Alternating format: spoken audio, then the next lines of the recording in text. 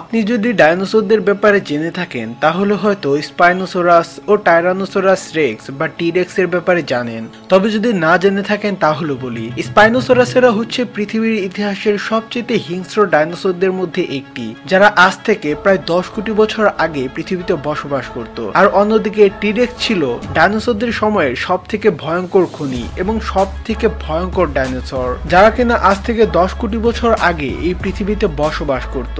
হিংস্রতার দিক থেকে এই দুই প্রজাতির ডাইনোসরেরাই ছিল প্রায় সমান পর্যায়ে। কিন্তু কি হতো যদি এই দুটি বিশালাকার হিংস্র এবং ভয়ঙ্কর ডাইনোসরেরা নিজেদের মধ্যে মারামারি করত? তাহলে কি স্পাইনোসরাসেরা জিততো নাকি জিততো টি-রেক্সরা?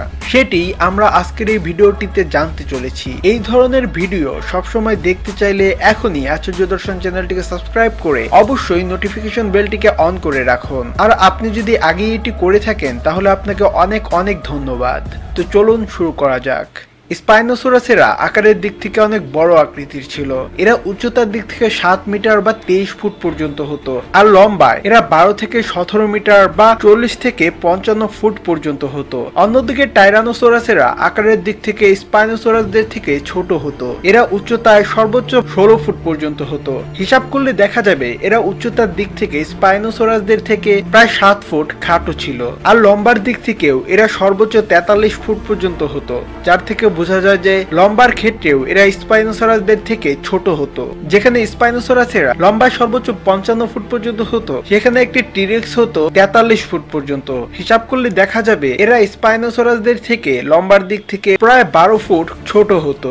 অন্যদিকে ওজনের দিক থেকে স্পাইনোসরাসেরা হতো 7 থেকে 14 টন এবং কিছু কিছু ক্ষেত্রে এরা প্রায় 22 টন পর্যন্ত হতে পারত। কিন্তু টাইরানোসরাসেরা ওজনের দিক থেকে সর্বোচ্চ 14 টন পর্যন্তই হতো।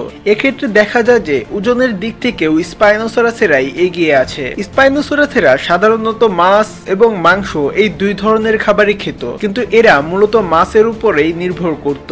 মাছ এদের প্রধান খাবার হওয়ার কারণে এদের মুখ আকারে লম্বাকৃতির হতো। অন্যদিকে টি-রেক্সেরা ছিল মূলত সম্পূর্ণরূপে মাংসাশী। এরা শিকার করে বিভিন্ন প্রকারের ডাইনোসরদের খেত। এমনকি এরা এতটা ভয়ঙ্কর ছিল যে এরা নিজেদের প্রজাতির অন্যান্য ডাইনোসরদের পর্যন্ত খেয়ে ফেলতো বলে অনেক রিসার্চে বেরিয়ে এসেছে। একটি টি-রেক্স এর কামড়ের ওজন হতো 5 থেকে 6 টন পর্যন্ত, আর অন্যদিকে একটি স্পাইনোসরাসের কামড়ের ওজন হতো সর্বোচ্চ 3 টন পর্যন্ত।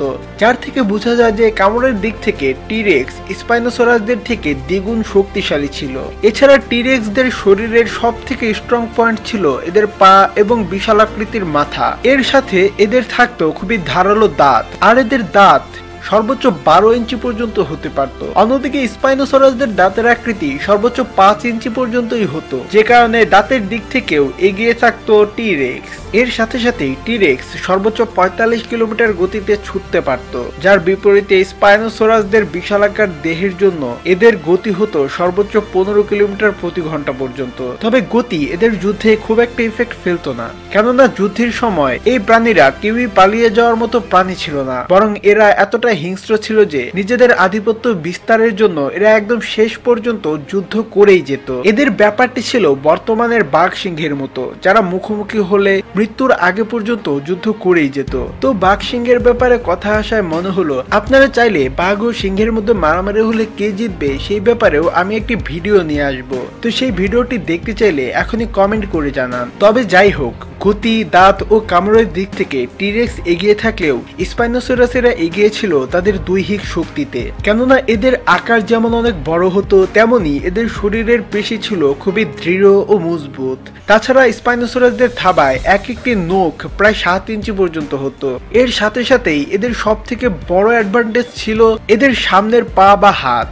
এদের সামনের পায়ের আকৃতি অনেক বড় হতো, যা এদেরকে থাবার ক্ষেত্রে অনেক এগিয়ে রাখে। অন্যদিকে টি-রেক্স এর থাবায় সর্বোচ্চ আকৃতির নখ হতো 6 ইঞ্চি পর্যন্ত, আর এদের সামনের পা আকারে একদম ছোট হতো। এছাড়া স্পাইনোসরাসদের পিঠের উপরে অনেক শক্ত এবং উঁচু মেরুদণ্ড থাকতো, যার কারণে কোনো প্রাণী চাইলেই এদের উপরে উঠে এদের ঘাড়ে কামড় দিতে পারতো না, যা স্পাইনোসরাসদের জন্য একটি প্রোটেক্টিং শিল্ডের রূপে কাজ করত। তো এখন চলুন দেখে নেই যদি মারামারি হতো তাহলে কে জিততো। যদি দুইটি অ্যাডাল্ট বা প্রাপ্তবয়স্ক স্পাইনোসরাস ও টিরেক্স এর মধ্যে মারামারি হতো তাহলে এটা ডিরেক্টলি বলাটা খুবই মুশকিল যে কে জিততে পারতো।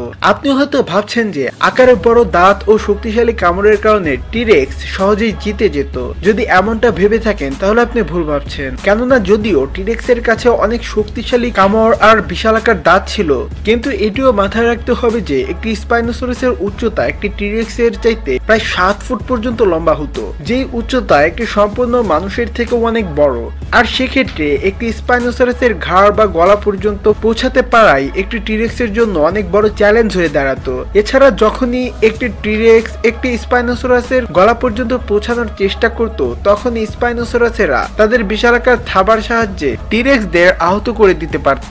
আর স্পাইনোসরাসদের থাবা এতটা ধারালো ছিল যে স্পাইনোসরাসদের বারংবার কয়েকটি থাবাই একটি টিরেক্সকে মেরে ফেলার ক্ষেত্রে যথেষ্ট ছিল। তাছাড়া একটি স্পাইনোসরাসের কামড়ের ওজন টিরেক্সের থেকে অর্ধেক হলেও স্পাইনোসরাসদের মুখের আকৃতি ছিল লম্বা এবং বড় আকৃতির, যার কারণে এরা টিরেক্সদের থাবা দিয়ে আহত করার পরেই ঘাড়ে কামড় দিতে পারত। তবে এক্ষেত্রে একটি কথা মাথায় রাখা ভালো যে টিরেক্সদের ঘাড় যথেষ্ট পরিমাণে শক্ত ছিল, আর স্পাইনোসরাসদের কামড়ের ওজন কম হওয়ার কারণে এরা মাত্র একটি কামড় দিয়েই একটি টিরেক্সকে মেরে ফেলতে পারত না, বরং একটি টিরেক্সকে মেরে ফেলতে এদের তাদের ঘাড়ের উপরে একাধিকবার কামড় দিতে হতো। তবে এক্ষেত্রে স্পাইনোসরাসেরা যে সুবিধাটি পেত তা হচ্ছে টিরেক্সদের থাবা ছোট হওয়ায় এরা তখন স্পাইনোসরাসদের থাবা দিয়ে সরিয়ে দিতে পারত না। অন্যদিকে স্পাইনোসরাসেরা এদেরকে কামড় দিয়ে ধরে রেখে বিশালাকার থাবার সাহায্যে আঁচড় দিয়ে দিয়ে মেরে ফেলতে পারত।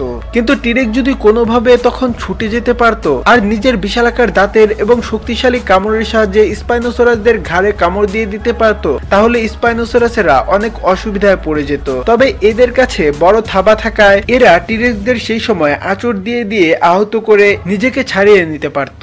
কিন্তু টিরেক্সকে সম্পূর্ণ মেরে ফেলার আগেই যদি টিরেক্স স্পাইনোসরাসদের ঘাড়ে কয়েকবার কামড় দিয়ে দিতে পারত তাহলে তারা স্পাইনোসরাসদের মেরে ফেলতে পারত। এসব থেকে আমরা বুঝতে পারি যে যদি দুইটি সমবয়সী স্পাইনোসরাস ও টিরেক্সের মধ্যে যুদ্ধ হতো তাহলে স্পাইনোসরাসেরা সামান্য এগিয়ে থাকতো, আর যে ক্ষেত্রে তাদের বিশালাকার দেহ এবং উচ্চতা এদের সব থেকে বেশি সাহায্য করত। কিন্তু যদিও দুইটি সমবয়সী অ্যাডাল্ট ডাইনোসরের মধ্যে যুদ্ধ হলে স্পাইনোসরাসেরা এগিয়ে থাকতো, কিন্তু কি হতো যদি দুইটি সমবয়সী ডাইনোসরের মধ্যে যুদ্ধ না হয়ে দুইটি সমান আকৃতির স্পাইনোসরাস ও টিরেক্সের মধ্যে মারামারি হতো, তাহলে কে জিততে পারত?